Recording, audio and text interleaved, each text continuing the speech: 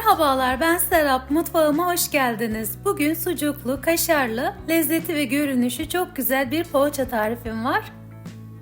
Hemen yapımına başlıyorum. Karıştırma kabına 1 çay bardağı ılık süt aldım.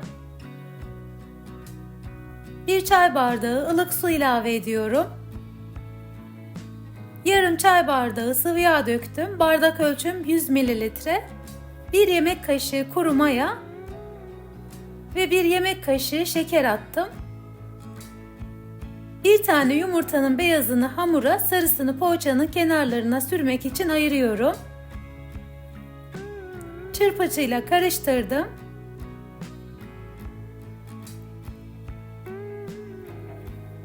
Dört su bardağı un ekliyorum. Bardak ölçüm 200 ml.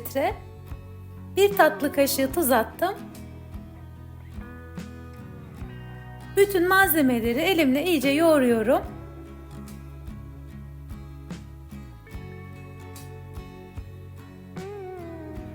Mayalı hamurların iyi yoğrulması önemli. 4-5 dakika boyunca hamuru yoğurdum.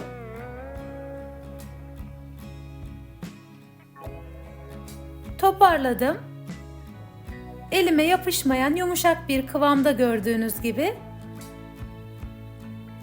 Üstüne temiz bir örtü örttüm. Ilık ortamda 40 dakika beklettim. Hamur 2 katına çıktı. Mayası gelen hamurun havasını alıyorum. Büyük bir beze yaparak yağlı kağıt üstüne hamuru aldım. Merdane ile yağlı kağıt büyüklüğünde açıyorum. Önce tezgahta hamuru açıp daha sonra yağlı kağıt üstüne yerleştirebilirsiniz. Çünkü açarken yağlı kağıt başta çok hareket etti. Hamur büyüyünce işim kolaylaştı.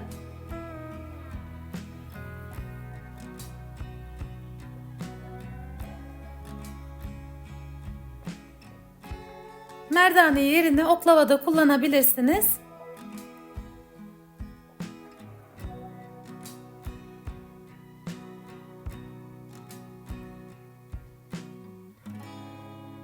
Hamur istediğim büyüklüğe geldi.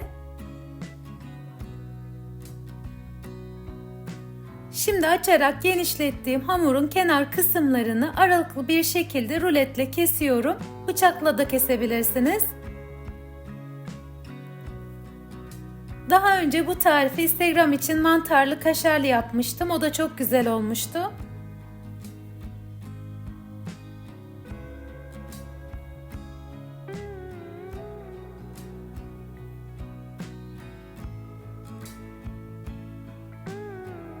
Açarak genişlettiğim hamurun dört bir tarafını aynı şekilde aralıklı kestim. Şimdi şeritin birini ileri sarıyorum. Birini geride bırakarak doluyorum. Çok kolay ve güzel oluyor.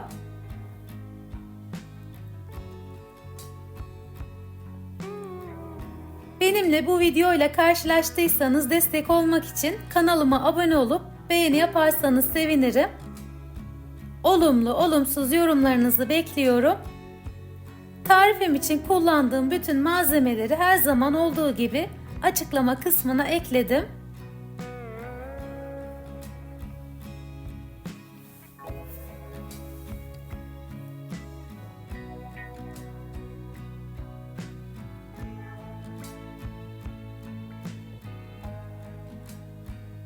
Şekli çok güzel, hazırlaması keyifli.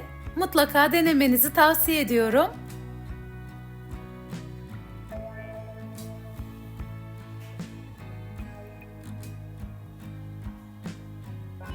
Kenarlarında kalan küçük parçaları keserek aldım.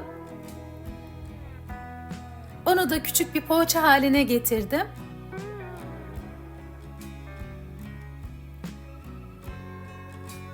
Dört bir tarafını aynı şekilde sararak hazırladım.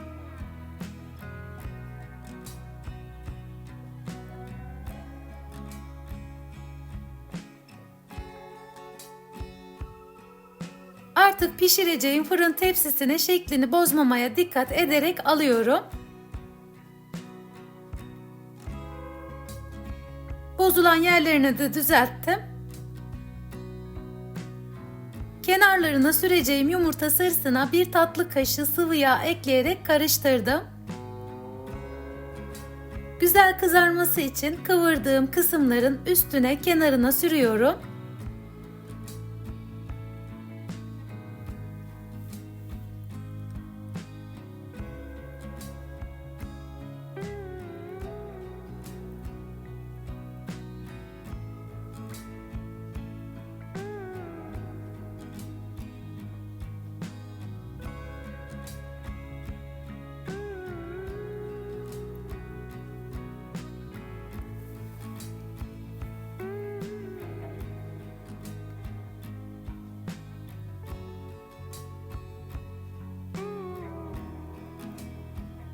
Poğaçanın ortasına dizmek için ince ince sucukları dilimleyerek hazırladım.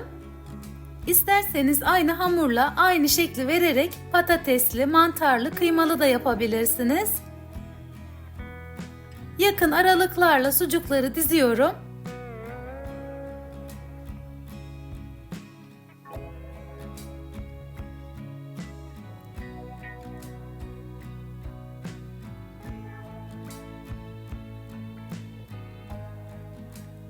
Sucukların üstüne yerleştirmek için kaşar peyniri rendeleyerek hazırladım. Sucukların üstünü kapatacak şekilde kaşar peyniri yerleştiriyorum.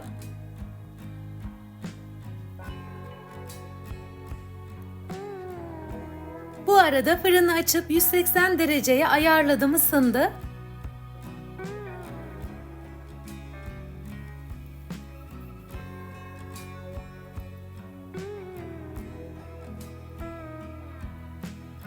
Artık poğaçayı pişmesi için fırına yolluyorum.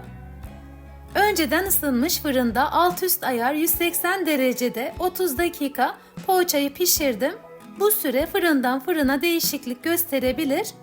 Kaşar peynir pembeleşince kontrol ederek alabilirsiniz. İlk sıcağı geçince bir dilim keserek size son halini göstereyim. Çok yumuşak ve lezzetli oldu. İnşallah beğenmişsinizdir. Tarifimi sonuna kadar izleyen herkese çok teşekkür ederim. Şimdiden deneyecek olanlara afiyet olsun. Başka tariflerle yeniden görüşmek üzere. Hoşça kalın.